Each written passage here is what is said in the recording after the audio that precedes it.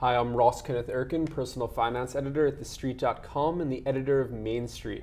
Welcome to the Moola Files, where I'm joined by author Bianca Bosker, who wrote Original Copies, which chronicles the culture of architectural mimicry in China. Thanks for being here. Of course, thank you, or 谢谢, as they would say in China. But so why is this copycat culture so prevalent in China? So there's many explanations for it, but I think the really important thing to understand is copying is viewed very differently in China. So I think in the West, in the United States, there's a huge stigma around it, right? Copying something is seen as a sign of no imagination, you're a ripoff, you're a con artist. It's something really taboo, and it's to be avoided at all costs. Not so in China.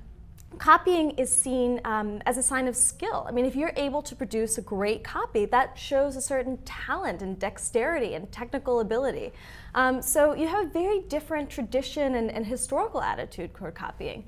So that's in part what's giving rise to these things. You know, I think we think about copying as sort of a means to an end, right? You've got artists who maybe copy the old masters so they can later break the rules. And in China for, a long, long time, we're talking even in pre-modern China, copying can be an end unto itself. It's really, you copy because it shows that you're good at something. It shows that you can really master that skill. So there are basically these ersatz European fiefdoms and cities and plazas that are appearing in China, even rural China. Oh, all over, yeah, in the suburbs. I mean, you have a copy of Paris, including the Eiffel Tower. You've got Venice with gondoliers. You've got a British town called Thamestown outside Shanghai that even has copies of Winston Churchill statues littered around. But yeah, all over the country. But what does that say about the Chinese aspirational mindset? Almost to be Western is to have made it in a socioeconomic sense.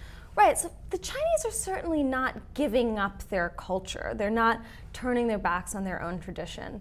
But what we're seeing is, yeah, there's elements in which China is not only copying elements from the United States, but even aspects of the American dream. So part of the impetus is you're seeing many people, the middle class and upper class, that want to live in places that look like a fake Paris or a fake Versailles. And so part of the book was understanding why is that, right? What's the appeal? And part of the answer is that the West still enjoys a certain kind of cachet as almost a luxury brand in China. It's a way of really instantly conveying status and sophistication.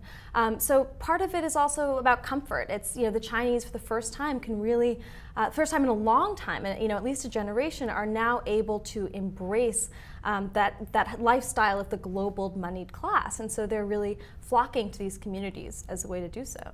But who's actually building these communities? Is it the government? Is it private companies? So it's both, actually. In some cases, you actually have local officials, the Chinese government that's deciding they want to spearhead and sponsor, these massive copycat developments for hundreds of thousands of people. And so they'll actually partner and sort of create these state-owned enterprises. But you also have private real estate developers in China who see this as a great way of making a buck. These Western-style communities sell faster and oftentimes for more money than their kind of generic-looking counterparts.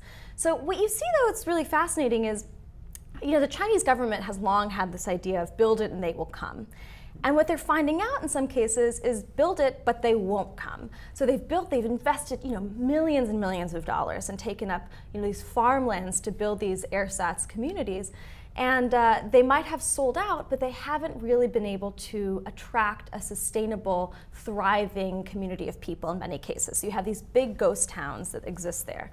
By contrast, the private developers, they do their market research, they do their homework, they look at who might live there.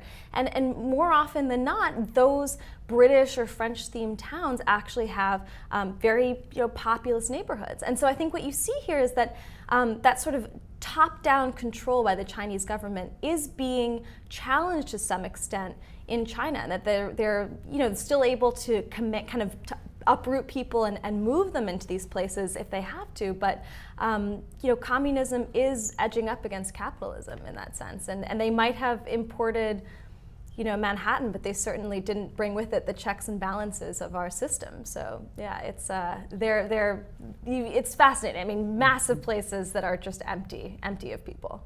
Well, people can check out more about this subject in original copies. Thanks so much for being with us, Thank Bianca. you. It's a pleasure.